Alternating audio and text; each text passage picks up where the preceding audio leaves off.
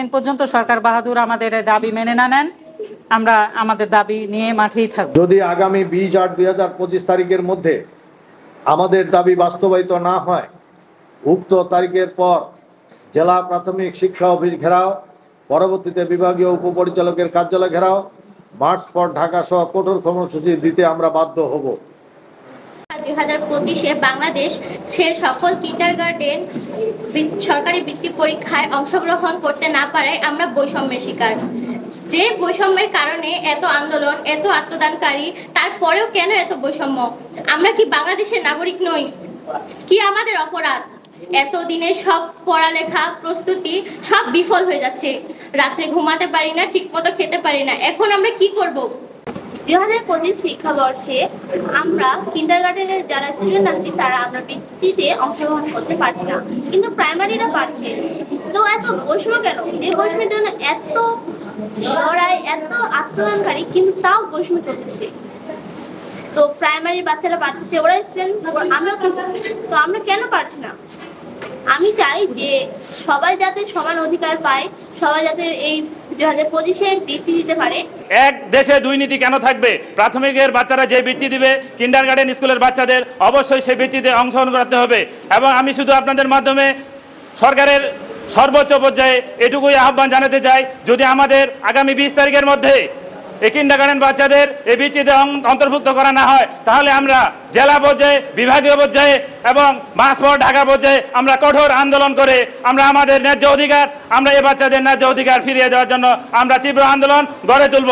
আমাদের দাবি, আমাদের কিন্ডারগার্টেনের সমস্ত শিক্ষার্থী, পঞ্চম শ্রেণীর শিক্ষার্থীরা যেন প্রাথমিক বিদ্যালয়ের বৃত্তি পরীক্ষায় অংশগ্রহণ করতে পারে, এই বিষয়ে আমরা জোর দাবি জানাচ্ছি এবং আমাদের এই দাবি অব্যাহত রাখবো যতদিন পর্যন্ত সরকার বাহাদুর আমাদের দাবি মেনে না নেন, আমরা আমাদের দাবি নিয়ে মাঠেই থাকবো। একটি বাংলাদেশ, একটি জাতি, কিন্তু এখানে সরকারি প্রাথমিক বিদ্যালয়ের শিক্ষার্থীরা প্রাথমিক বৃত্তি পরীক্ষা অংশগ্রহণ করতে পারতেছে, কিন্তু বেসরকারি এবং কিন্ডারগার্টেন এই পঞ্চম শ্রেণীর বাচ্চারা বৃত্তি পরীক্ষা অংশগ্রহণ করতে পারতেছে না। এই বৈষম্য কেন?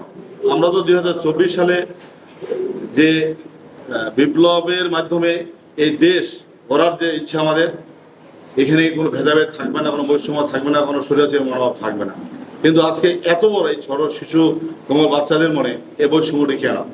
এটি দূরীকরণ করে সরকারের জন্য সমতার ভিত্তিতে সরকারি এবং বেসরকারি পঞ্চম শ্রেণীর শিক্ষার্থীদের বৃত্তি পরীক্ষা অংশগ্রহণ করে সুযোগ করে দেয়। প্রাথমিক শিক্ষায় যদি এখন থেকে বৈষম্য ভাবে তৈরি হয়, তাহলে জাতি গঠন আমাদের জন্য কঠিন হয়ে যাবে।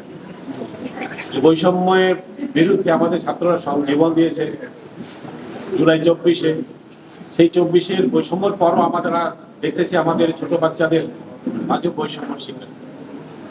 এই বৈষম্য আগে কিন্তু ছিল, কে বা কাদের ইন্ধনে প্ররোচনায় এই শিক্ষাক্ষেত্রে, প্রাথমিক শিক্ষাক্ষেত্রে বৈষম্য তৈরি হচ্ছে, আমাদের জাতি গঠনের জন্য অন্তরায় হয়ে দাঁড়াবে। আগামীতে আমাদের এই বাচ্চারা, এই শিশুরাই জাতি গঠন করার জন্য তাদের জন্য কঠিন হয়ে যাবে। এখন থেকে তারা বৈষম্যের শিকার, হতাশার শিকার, তাদের ভবিষ্যৎ স্বপ্ন বিনির্মাণে তারা এগিয়ে পারবে না। এই জন্য আমরা চাই সরকারের কাছে আমাদের আগ্রহ আবেদন যে পরিবর্তনের মাধ্যমে এই বৈষম্যর বেরিয়া তৈরি করা হয়েছে সেটা বন্ধ করে আমাদের প্রাথমিক বেসরকারি শিক্ষক, কিন্ডারগার্টেনের শিক্ষার্থীরা বৃত্তি পরীক্ষা অংশগ্রহণ করতে পারে, সেই সুযোগটা দেওয়া।